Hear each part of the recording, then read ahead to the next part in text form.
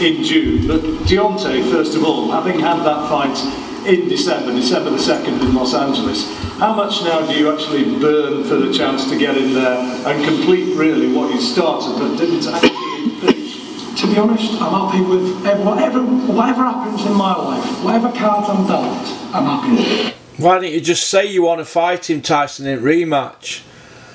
Like, why don't you just say it instead of I'm happy about what cards I'm dealt with in life? Why not just say you want to fight him straight away? Now this is either a bluff to get more money off the Wilder fight, or it's a duck. It's one or the other, and I think it's a duck. So if anybody's got a problem, send your emails in, leave a comment, like or dislike, don't matter to me. Because I speak the truth, I'm a realist, and what I'm seeing here is a duck. Now look at him there. Not once has he jumped in there, Frank Warren, and said we want it. A pair of them don't want it. None of them. They've all swerved it. Billy Joe's speaking on their behalf, Frank, and now the man himself, Tyson. And I am gutted because I thought this was a great fight, a great rematch.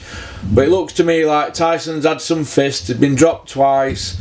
And they just want to take the money and run after all that big chat about being fighting men. And if they don't fight him next, I'm going to be gutted. And I feel let down as a boxing fan and as a fan of Tyson as well. I don't know what rest of the fans think, but I'm going to feel let down if this is a duck. It just looks to me like they're just going to ride it, just like Joshua is. They all want to swerve Wilder. Nobody wants to fight Wilder. That's how it looks to me, so that's my opinion. Whatever's happened before, I'm happy with everything because I'm healthy and well sat here. You know, on the same night Adonis Stevenson got a bit of brain damage or whatever, and hope he gets well soon and all that. But we're in a very dangerous sport, and not only more than winning, and like I said, more than any fights, to go home healthy to my family is a massive thing. I've got 5 kids and a wife, and if I got brain damage, it'd be the end of everything. There would be no continuing. So it's a very dangerous world we live in. I'm just very thankful to be sat here healthy and well-minded and fit as a fiddle and healthy as a trout. You know, Deontay Wilder, great guy, top fella, good fighting man, but to me, still a big useless dosser. Well, fight. If he's a big useless dosser, take your 40%, go fight him and beat him. Don't call him a dosser, go fight him. I can't believe that they're swerving this. And they had to block me in America to get a decision. Well, they never got a decision, they got a draw. They basically messed my record up by giving me a big old blue tick on my record. It is what it is. I can't complain. I'm healthy and well, and I'm out of trouble, which is the most important thing you can be in life. Well, that's that then. So if that's a duck, I am devastated. I am absolutely devastated. If they're not going to fight them two, I am devastated. Absolutely devastated. Devoed. Absolutely devoed. Let me turn this off now. Had enough.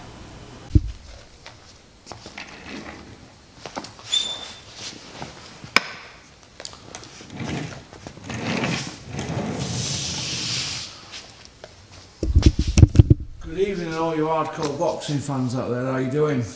It's Big Porky here in the glamorous setting of a factory floor.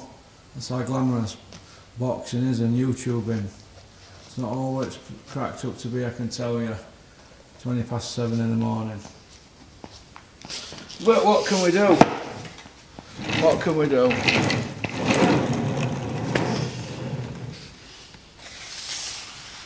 So, right, I'm just going to do a couple of videos now and we'll start the day. I've got some light in here now, what do you reckon? You can't see it, but I think I've had it a bit now, but I've not really used it. Not really used it that much, to be honest. Like I said, I'm learning on the job, aren't we? But it's a bit easier for me to do them down here because it's big and open and I can get these in. Whereas they're a little bit too big for office, if you see what I mean. But Let's put my phone over here. We'll get started. My car keys. My camera lens cover. Right, I want to talk about the. I just got to check I've got that on. Yeah, right, we're all set to go. Right, I want to talk about the Eubanks. Now, there's tossers, isn't there? And there's the Eubanks. You know, there's the old man with his Ninja Turtle teeth. There's a son with the tattooed scalp on his head. And walking about doing all that. He can't fight for toffee. Ty and Boove, right? Ty and Boove nearly beat Eubank, right? If he'd have been fitter and he'd had a longer camp, he would have beat Eubank as a middleweight. That's true, that. Ty and Boove had the blueprint to beat him. He showed the blueprint for Billy Joe, trust me. Now, I can explain it. That on This Morning with Eamon Holmes and that woman on it, pulling in that car, what's all that about? It's like Pop Idol in reverse, isn't it? It's like Audley Harrison on his debut fight, turning up in a limousine. Now that, pulling into that studio in a £250,000 car for a British level fighter, unbelievable. Liam Cameron beats him. 160 pound, Liam Cameron smokes Eubank, smokes his boots. He's got no technical ability. A leopard can't change his spots. It's all very well throwing punches, you know, big long punch combinations. Anybody with a decent jab whipped up front waist beats him. Now, I ain't got anything against anybody earning any money, but I've got no time for fake people. Now, I think he's fake. I think the dad's a complete tosser. I agree with Billy Joe and Tyson. But they're going to milk it, aren't they? You know, I saw that about his dad. Sort of brief glimpse of it.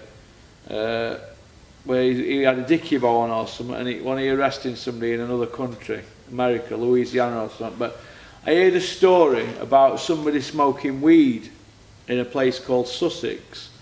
Now, the person that had smoked the weed had moved on, but then he walked in and he could smell it. Now, other people could smell it, but the two people that he said, he produced his badge on them.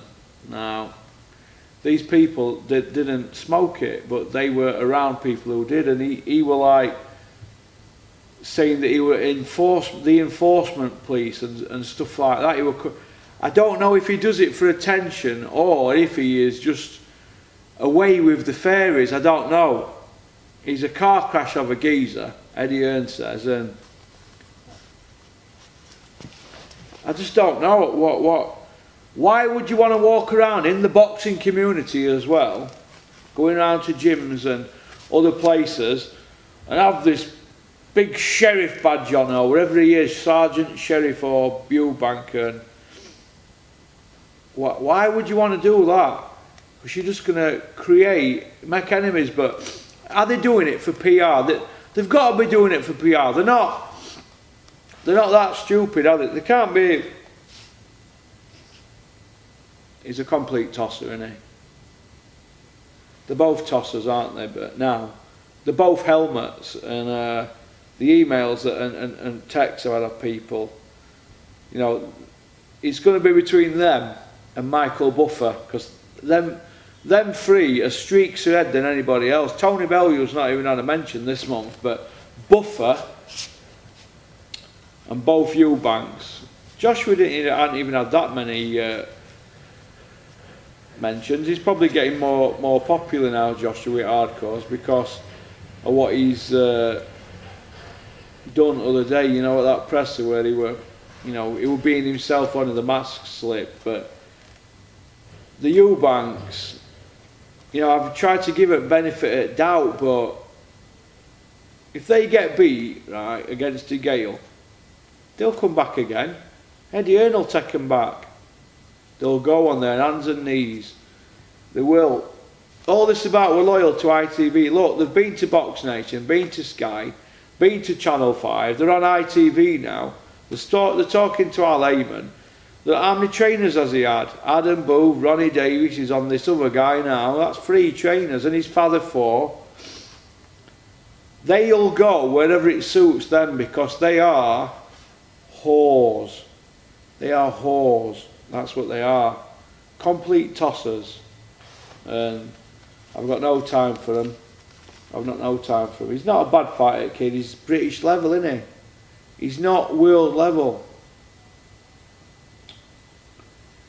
We've covered that, and with Eubanks on this morning. Hashtag helmets. English. Hashtag Sheriff Badge. Why is he calling himself English? I don't get this. It's despicable. It's despicable. I'm a thespian. I'm Christopher Livingston Eubank. I'm a thespian. I can't stomach him. Right, main part of this interview now. Lomachenko against CROLLA, April 12th. Now,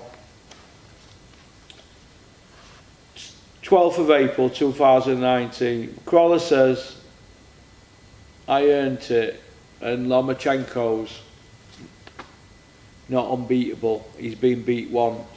Now, Lomachenko in his second fight fought a guy for the world title who'd been a world champion. Now, CROLLA in his second fight fought a guy called Ariel Krasnopolsky, right? Who was none and none. So he'd had 1 loss, right? Lomachenko in his second fight is fighting for a world title. He went to a split decision. I thought he won it. The guy came in 2 pounds over, so that £2 would have made a lot of difference on the split decision. That guy ended up retiring, who CROLLA fought, after 7 years with a career of 2-3. I know. There you go. 1-2, lost 3, no draws. 5 fights in 7 years. CROLLA obviously beat him. He had a 7-year career and he never stopped anybody. Now, I've just told you about Lomachenko's second fight against a guy who were in his 56th fight for a world title, who'd been a world champion. Now, Lomachenko, in my opinion, best lightweight since Duran, Roberto Duran. And he blitzed through it in the 70s, didn't he, Duran? Blitzed through that. He reigned supreme, didn't he? But Lomachenko's a freeweight world champion. In my opinion, he's pound for pound #1 in world. Then it's Usyk. Then Canelo. Now, he beat Gary Russell. He beat Linares, right? Smoked Linares. Linares beat CROLLA twice in 2 beatdowns. You could give CROLLA 3 rounds out of them 2 fights, couldn't you? 3 clear rounds. And he got smoked by Lomachenko. So why is CROLLA in the ring with Lomachenko? I'll tell you why. It's because Eddie Hearn, after AJ and Bellew, is the 3rd favourite, isn't he? AJ, Bellew, CROLLA, right? He's also with WBA, and Eddie's got the WBA where he wants him, and he's their main sponsor, isn't he? He's their main backer. All I predict for this fight is pain. Pain for CROLLA. I don't want to hear about Dare to be Great. He says he deserves this fight. Now, his last 3 wins are... He said he just had three solid wins. Ricky Burns, he's 43-7-1, coming up 36. 30% KO ratio.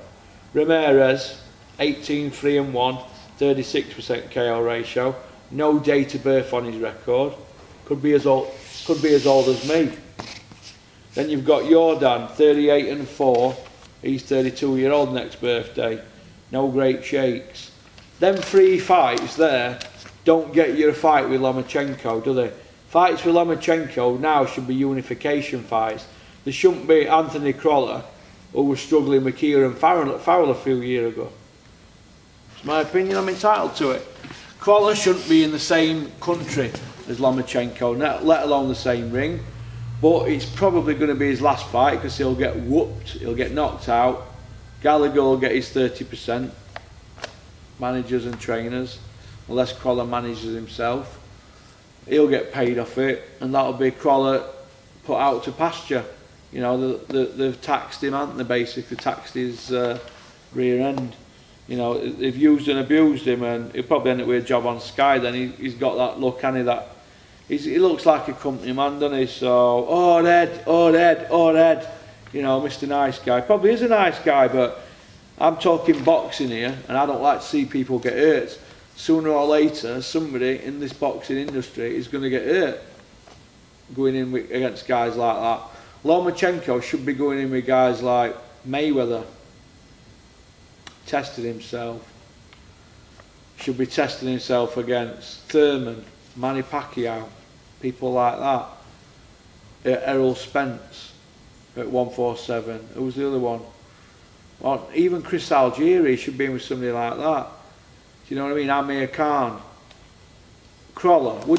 If they put CROLLA in with Amir Khan, right? People would, if Amir Khan come down to 140 and CROLLA went up to 140, people would say it's a mismatch, wouldn't they? Kell Brook against CROLLA, that's a mismatch, isn't it? Mismatch. But Lomachenko can do it. If he can do it, and CROLLA's fighting him at this weight, it means that CROLLA shouldn't be in that ring with him, should he? Look at the statistics. Look at the KO ratio. Look at the pedigree.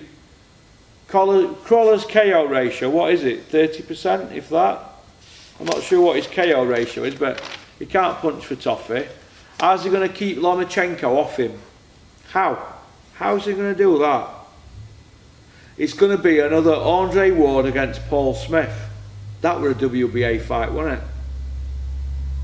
No, that wasn't for a belt, but he were the WBA champion, wasn't he? Sorry, got that wrong. But Paul Smith, Joe Gallagher, they took Ward on. CROLLA, Joe Gallagher, they took Lomachenko on. Liam Smith, Gallagher, they took Canelo on. Callum Johnson, Gallagher, they took Beterbiev on. All away from home, and all four got knocked out.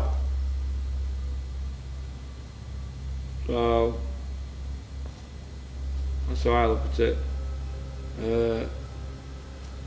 There's dare to be great and there's dare to be stupid, isn't there? Do you know what I mean?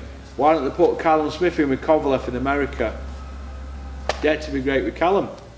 Because they're not going to do that, are they? Because they're going to want to milk him. See, he's there to be milked. But they threw Callum Johnson in, didn't they? Do you know what I mean?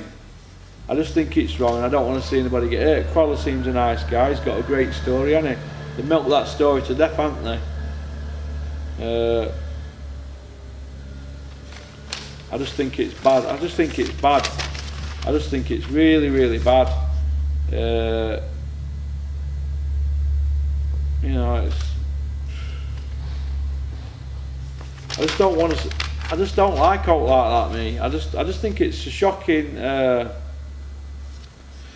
I think it's a shocking matchup because, like I keep saying, somebody's going to get hurt with these fights, aren't they? The CROLLA's not got a European belt yet. He's gone British and then he's jumped straight in with world, hasn't he?